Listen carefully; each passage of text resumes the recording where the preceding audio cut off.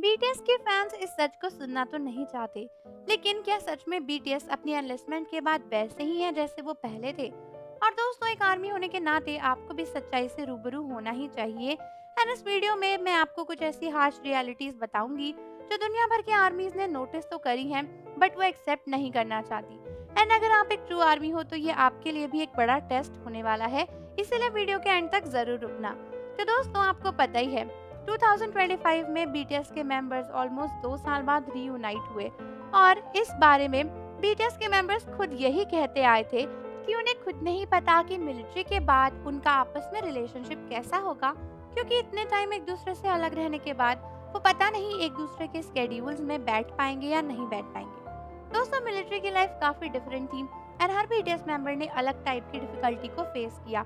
जैसे कि वी गए थे एकदम स्पेशल डिपार्टमेंट में जो बहुत स्ट्रिक्ट था, वैसे ही आरएम गए थे एक ऐसी जगह जहाँ पे सर्वाइवल ही मुश्किल था।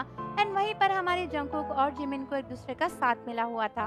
एंड आर्मीज भी ये सोचकर काफी परेशान थी कि कमबैक के टाइम पर क्या होगा। सबसे पहली चीज जो इस बात को इंडिकेट करती है कि बीटीएस को एक दूसरे के साथ में अब थोड़ी डिफिकल्टी होती है, वो ये है कि आते ही बीटीएस ने अपना कमबैक नहीं किया। कहीं ना कहीं बीटीएस के मेंबर्स ने आकर यही रीजन दिया कि इतने टाइम एक दूसरे के साथ काम ना करने की वजह से एक दूसरे के आइडियाज को देखना, सुनना और उनके साथ में कॉमन आइडिया निकालना उनके लिए अब मुश्किल हो रहा है, क्योंकि मिलिट्री के टाइम पर बीटीएस मेंबर्स अपने सोलो प्रोजेक्ट्स पे भी काम कर रहे थे। इसीलिए वो लोग अपने अपने आइडियोलॉजी के साथ काफी स्ट्रिक्ट हो चुके हैं एंड उनको पता है कि उनके आइडियाज सक्सेसफुल हैं।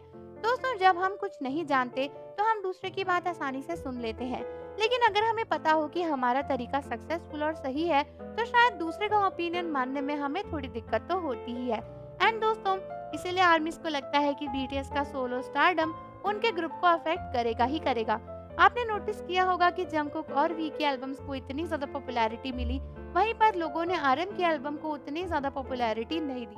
कहीं ना कहीं ये फैक्ट उनके ग्रुप प्रोजेक्ट में आरएम के व्यूज और उनके पॉइंट ऑफ व्यूज पर इफेक्ट करेगा ही करेगा। कुछ लोगों को ये भी लगता है कि बीटीएस के मेंबर्स अपना इमीडिएट टूर प्लान कर रहे हैं, उनके स्केड्यूल्स क्रैश हो रहे हैं, तो ग्रुप एक्टिविटीज कम हो रही हैं एंड अभी भी ग्रुप एक्टिविटी करने के लिए बीटीएस को इतनी दिक्कत हो रही है। लेकिन दोस्तों, अगर आप एक ट्रू आर्मी हो तो आप जानते होंगे कि हर एक मुश्किल से बीटीएस मेंबर्स ने खुद को निकाला है। एक समय था जहां बीटीएस मेंबर्स एक दूसरे को छोड़कर डिसबैंड होना चाहते थे, लेकिन उस मुश्किल को भी बीटीएस ने ओवरकम कर ही लिया था। तो अपनी आर्मीज के लिए बीटीएस कुछ भी करने को रेडी है, ये बात तो बिल्कुल सच है।